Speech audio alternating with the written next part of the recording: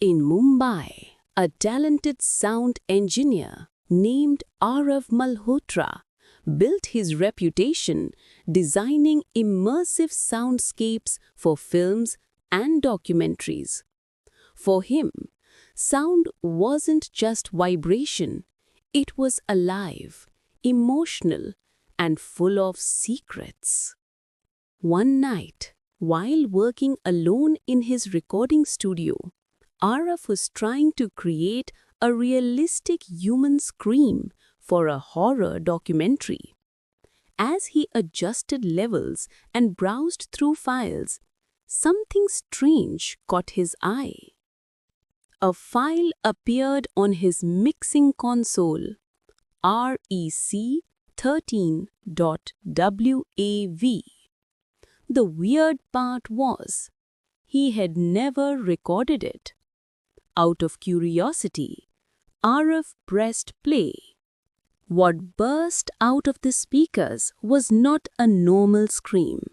It was raw pain, anger, fear, and something else, like someone's last breath was trapped inside it. The scream sounded human, but not belonging to anyone alive. Aarav froze. Unexplainable events begin. The next night, Aarav zoomed into the waveform of the mysterious audio. He noticed that in between the sound peaks there were patterns, almost like hidden messages. He slowed the frequency and heard a whisper buried under the scream. "Help, Aarav." Aarav's blood ran cold. How could an unknown voice know his name? From that night on, the studio transformed into a nightmare. Speakers turning on by themselves, microphones activating without being touched, and that same file repeatedly appearing out of nowhere, rec13.wav. Each time, the scream was slightly different, closer, clearer, and more accusatory. Something or someone wanted Aarav to remember. Forgotten memories return. Determined to find the truth, Aarav dug through old hard drives, college project files, and abandoned recorded sessions, hoping for a clue. Then he found a forgotten folder on an old drive. 13 December 2013, field recording. It was video from an abandoned factory where Aarav and his college classmates once went to record ambient sounds. At the end of the video, the camera fell and everything went blurry. But in one frame, a girl's face became visible. Her name was Ritika, his classmate. In the last few seconds of the footage, a scream could be heard, the same scream as rec13.wav. Aarav's breath choked. He always believed Ritika had moved away after college, but the truth was something he had buried deep inside. The hidden crime. Aarav returned to the same abandoned factory. The place was darker, rustier, silent except for the echo of regret in his mind.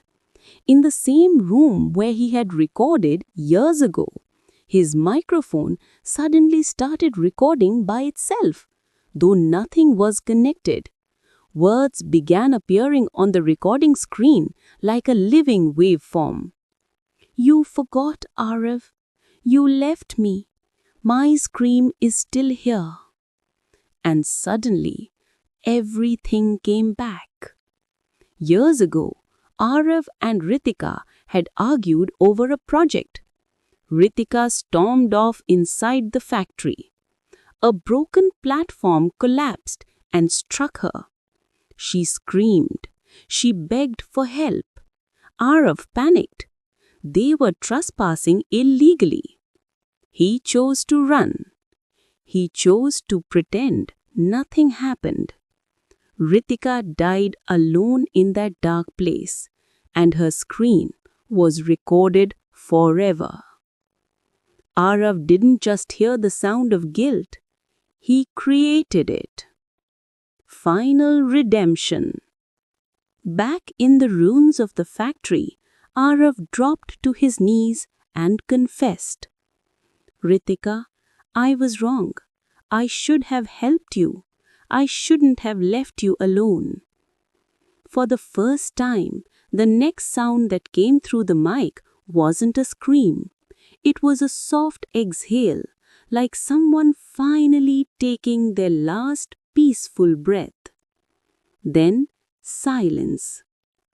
When Aarav returned to his studio and opened rec13.wav, the file was blank. No scream, no whisper, nothing. His haunting was over. But every night afterwards, Aarav lights a candle beside his sound console for the voice that found peace through sound. Moral: guilt never fades, it just waits in the echoes of your past. Like and subscribe for more stories.